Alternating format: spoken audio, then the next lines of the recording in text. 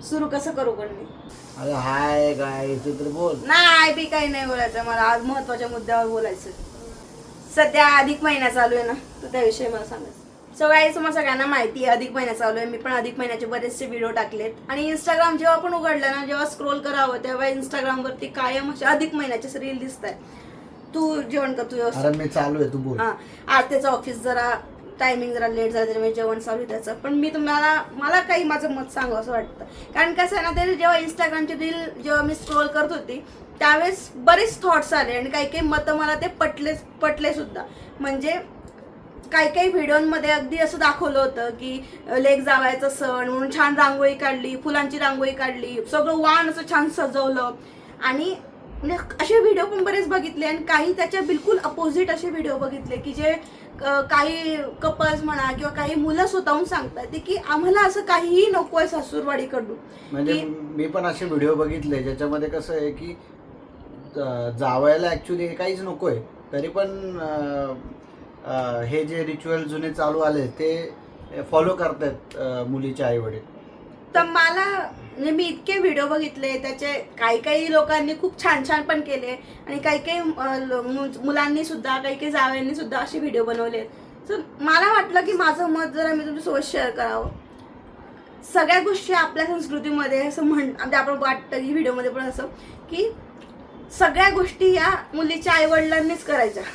बरं ठीक आहे, करायच्या वगैरे त्याचा काहीही विषय नाही. ज्यांची इच्छा आहे त्यांनी काहीही करावं.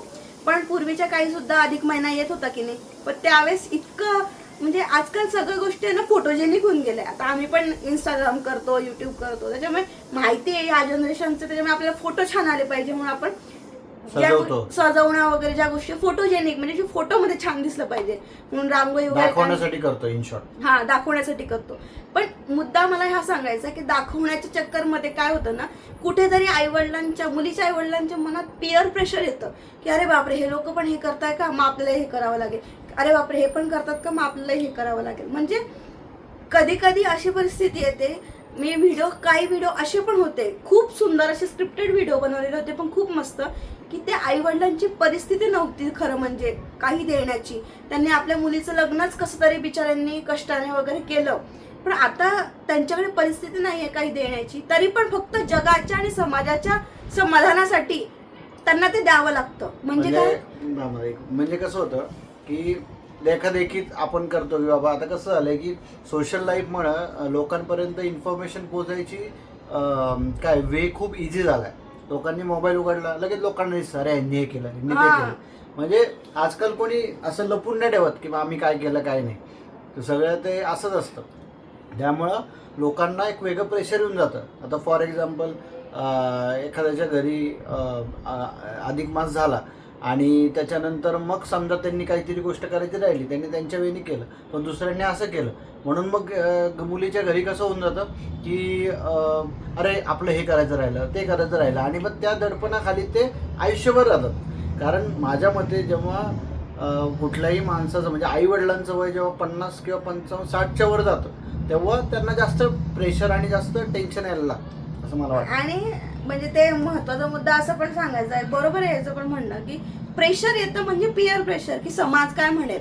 समाज तुम्हाला 2 वेळेस जेव घालायला तर येणार नाहीये, ते फक्त बोलणार आहेत. त्यामुळे रोज आपण काय करतोय हे आपल्याला जास्त महत्वाचं.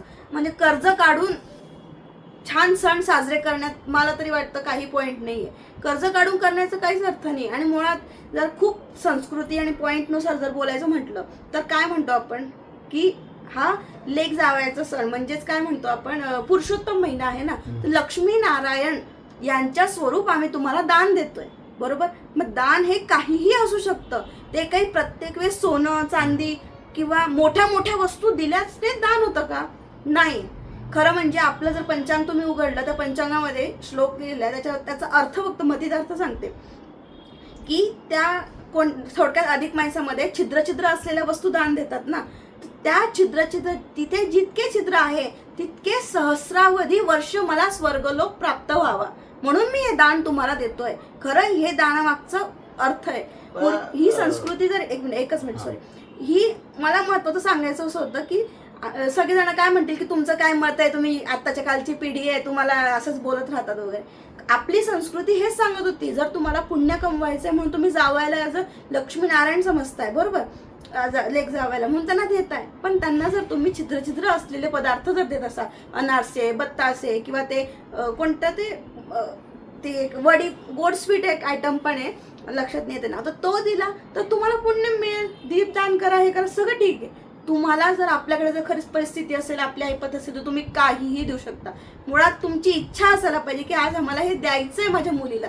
फक्त दुनिया काय म्हणेल किंवा ही आतापर्यंत चालत आलेली पद्धत आहे म्हणून द्यावंच लागतं म्हणून देऊ नका, एवढंच माझं म्हणणं आहे. आणि कसं होतं की आत्ता ही म्हणली की आपण दान देतो, म्हणजे आई वडील दान देतात. पण मला एक गोष्ट कळत नाही, आता तुम्हाला वाटत असेल की मी का बोलतोय, मी मुलीच्या घरच्यांसाठी का बोलतो. आता कसं होतं, जेव्हा माझा व्ह्यू आहे, जेव्हा माझं लग्न झालं तेव्हा मी हिच्या आई वडिलांना मी कधीच सासू सासरे समजलं नाही, मी त्यांना माझेच आई वडील समजलं. तेव्हा मी त्यांच्या कधी गेलो किंवा काय गेलो तर मला असं आवडत नाही की तुम्ही मला जावयासारखं वागवा, असं बेडवर बसायला लावा, चहा द्या, असं जे मागाल त्या हातात द्या, हे मला कधीच एक्सपेक्टेशन नव्हतं. माझ्या घरात मी आलोय असं मला वागणूक द्या, असंच माझं होतं पहिल्यापासून. त्यामुळे कसं आहे की मुलीच्या साईडच्या ज्या गोष्टी आहेत त्या मला थोड्या लक्षात यायला लागल्या की कसं असतं की किती पहिल्यांदा अवघडून असतात लोक, किंवा जावई या शब्दाला एवढे पूर्वीपासून वेट आलंय की त्यामुळे मला कसं झालं की भारी वाटतं की आपल्याला कोण मान देते, सन्मान देते, खूप चांगलं वाटतं. बट मी अवघडून गेलो, कारण मला एकदम फ्री वागायची सवय की बाबा हे शब्द बोलायचे, हे नाही बोलायचे, हे कधी मी करतच नाही. मी एकदम फ्री वागतो, जिथं जाईल तिथं फ्री वागतो. त्यामुळं मला असं आवडतच नाही. त्यामुळं मी आधीच सांगून टाकलं होतं की मला जास्त हे करू नका, म्हणजे मी आल्यावर स्पेशल पदार्थ करा, मी आल्यावरच एकदम, म्हणजे त्यांच्या घरी अशी सवय होती की चहा जास्त चालत नाही, पण मी गेल्यामुळे 4-4 वेळा मला तिथे चहा मिळायचा, कारण जावई आहे म्हणून असं. पण मला असं वाटतं की आई वडील ते आई वडील असतात, ते मुलीचे असू दे मुलाचे असू दे, प्रेम तर ते सेमच करतात ना. आणि मुलीच्या आई वडिलांनी तर सगळं जे त्यांची जी माझ्यासाठी ही माझी सोन्याची एक वस्तू आहे, सोन्यासारखी व्यक्ती आहे, ती हिच्या आई वडिलांनी मला दिली. मग मला अजून काही नको असं मला वाटतं. म्हणजे मी जास्त भोळा असेल पण मी ह्याच्यातच खुश आहे असं मला वाटतं. आता तू हेच बरोबर आहे. पण प्रतीक म्हणजे आता असं हेच म्हणजे खूप रेअर लोक असतात मला असं. आता फॉर एक्झाम्पल मी आयुष्यात खूप दुःखी आहे, समजा मी खूप अपसेट आहे, काय आहे, समजा ह्यांनी मला सोन्याची गोष्ट दिली, तर मी माझं जे मन आहे जे दुःखी झालंय ते मी माझ्या ते सोन्याच्या गोष्टीला थोडीच सांगणार आहे. मी करू काय, मी सांगणार कोणाला, माझ्या बायकोला सांगणार की बाबा त्यामुळे ही जी व्यक्ती आहे तिला मी सांगणार की बाबा मी अडचणीत आहे, मी अपसेट आहे, माझं डोकं नाही चालत आहे, किंवा मला काहीतरी सपोर्ट कर. मग ती ज्या गोष्टी बोलते ती कधी कधी ओरडते, कधी कधी प्रेमाने सांगते, कधी कधी म्हणजे कानुगंडी करते. तर तरी कसं होतं की एकदम मला एकदम असं वाटतं की बस आयुष्यात तर काहीच प्रॉब्लेम नाही. थोडक्यात बिचारा असं खूपच मी जरा डीप थॉट्स मध्ये गेलो म्हणून जरा वाहत गेलो, मी तिच्या प्रेमात वाहत गेलो. थोडक्यात त्याला असं म्हणायचं आहे की जावयासारखं मान वगैरे मला काही नको, मला अगदी मुलासारखं ट्रीटमेंट द्या, आणि तुम्ही तुमची एवढी सोन्यासारखी मुलगी मला दिली तर मला अजून काही अपेक्षित नाही. असं याचे थॉट्स आहे, असे बऱ्याच लोकांचे थॉट्स आहे. मी व्हिडिओमध्ये पण बऱ्याच लोकांचे बघितले. आजकाल थोडंसं जरा प्रगती झाली आहे, विचारसरणी बदलली आहे, तर थोडंसं आपणही बदलायला हवं असं मला वाटतं. फक्त सिंपल आणि एका शब्दात जर एवढा मोठा सारांश एका छोट्याशा सांगायचं असेल तर एवढंच सांगेल, जर तुम्हाला स्वतःहून मनापासून जर तुमच्या मुलीला आणि जावायला काही देण्याची इच्छा असेल तर ती जरूर द्या. नाही म्हणत नाहीये, तुमची मनाने प्रेशर खाली देऊ नका. तुमच्या मनाला वाटतंय ना तेवढंच ते करा, आणि तुमच्या हे बघून करा, आपली परिस्थिती बघून. खरंच आहे, कारण आजच्या जगामध्ये आपल्याला कठीण काळाला तर कोणीही मदत करत नाही, आपल्याला आपलंच उभं राहावं लागतं. सो कर्ज काढून छान छान सण साजरे करून म्हणजे दुनियाला दाखवायचं की छान छान दुनिया 4 लोकांची असते. म्हणजे ते बोलणार कुठेही, तुम्ही जसं आपण म्हणतो पायी चालले तरी बोलता, गोडाबल तरी बोलता, कशावरही ते तुम्हाला बोलू शकतात. फक्त मॅटर काय करतंय की आपण आपल्या मुलीला जे द्यायचंय ते द्या, ती खुश आहे ना हे महत्वाचं बघा. बस ती पोरगी खुश असेल तर काय पाहिजे अजून. आणि अजून परिस्थिती तुम्ही व्हिडिओ आणि युट्यूब वरती तर युट्यूब जाऊ दे, टीव्ही वरती किती अशी न्यूज बघितल्या आपण की सगळं सोनं चांदी लुटलं त्या पोरीला तरी ती पोरगी खुश नाहीये आणि आज ती पोरगी जगात नाहीये. मग काय उपयोग तुम्ही इथे देण्याचा, बरोबर आहे ना. त्याच्यामुळे सिंपल शब्दात परत तेच सांगेल, पीआर प्रेशर खाली येऊ नका, समाजाच्या प्रेशर खाली येऊ नका. जे वाटेल ते द्या. दान कोणत्याही पद्धतीचं असू शकतं, छोटं मोठं कोणत्याही पद्धतीचं असू शकतं. बऱ्याच लोकांना थोडंसं आईवडिलांना ही पण एक सांगायचा मुद्दा राहून गेलाय, आईवडिलांना थोडंसं ही पण एक प्रेशर असतो की त्या सासरच्या लोक काय म्हणतील की आम्हाला काय दिलं नाही का, याला काय दिलं नाही का, ह्या प्रेशर खाली सुद्धा देतात आईवडील. पण मला म्हणजे पण आहे ना, तुम्हाला एक सांगतो की नवरा बायको मध्ये जर सिंकअप व्यवस्थित असलं, म्हणजे सिंकअप म्हणजे काय की कम्युनिकेशन व्यवस्थित असलं की दोघांचा बॉन्ड जमतोय आणि दोघं जे बोलतायत एकमेकांशी, बोलणं खूप महत्वाचं आहे एकमेकांशी. जर तुम्ही बोललात तर, आता एका व्हिडिओमध्ये हिने असं बघितलं होतं की एक आई वडील असतात जे प्रेशर खाली असतात की यांना काय द्यायचं, आणि इकडं मुलाचे आई वडील असतात ते असं असतं. मुलगा मुलीकडे बघतो, कारण ऑब्व्हियसली मुलीचे आई वडील दुःखी, मग मुलगी पण दुःखी, आणि मग मुलगा काय तिला म्हणतो की तू काळजी करू नको, आपण दोन्ही साईडला मॅनेज करू. सो मला वाटतं की मग बायको पण खुश होते की बाबा आपलं ॲट द एंड मुलं ज्यांचं लग्न झालेलं असतं त्यांचं म्हणणं काय असतं, त्यांची एक्सपेक्टेशन काय असतात की आपले आई वडील सुखी पाहिजेत, की ते सुखी राहावेत आणि टेन्शनमध्ये नको राहायला. मग आपण काय ते कसंही करू शकतो प्रत्येक वेळेस. म्हणजे मुलाचे आई वडील सुखी राहायला मुलीच्या आई वडिलांना प्रेशर देणं हे तर मला काय योग्य नाही वाटत.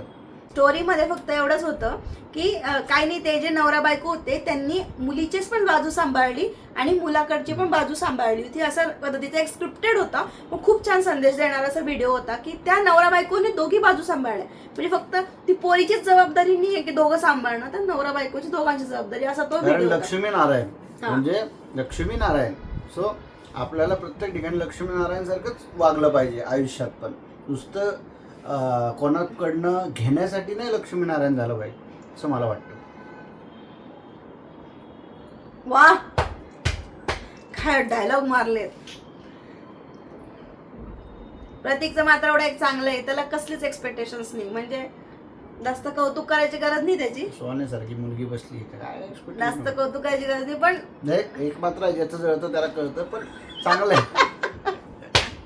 म्हणजे हे बघा किती कौतुकाची थाप दिली, 5 बोट उठले असतील मागे. अशी गोष्ट आहे, पण त्याला कधीच एक्सपेक्टेशन्स नाही. त्याचं बोलणं नाही, मी तुम्हाला एवढंच बोलतो की आपण आपल्या कर्तृत्वावर जे करायचं ते उभं करू. म्हणजे आई वडिलांकडनं, त्याच्या आई वडिलांकडनं पण त्याला काही एक्सपेक्टेशन्स नाही, माझ्याकडनं तर अजिबात नाही. तो म्हणतो मी तर डायरेक्ट घरी गेलो ना, डायरेक्ट वरती पाय करून बसतो, म्हणजे मांडी घालून बसतो आमच्या माझ्या घरी. म्हणजे काय वाटत नाही. तो त्याचं म्हणतो आपण आपलं अस्तित्व स्वतः निर्माण करायचं, आपलं जग आपण आपलं निर्माण करायचं, कोणाच्या याच्यावरती भरोशावर राहायचं. आणि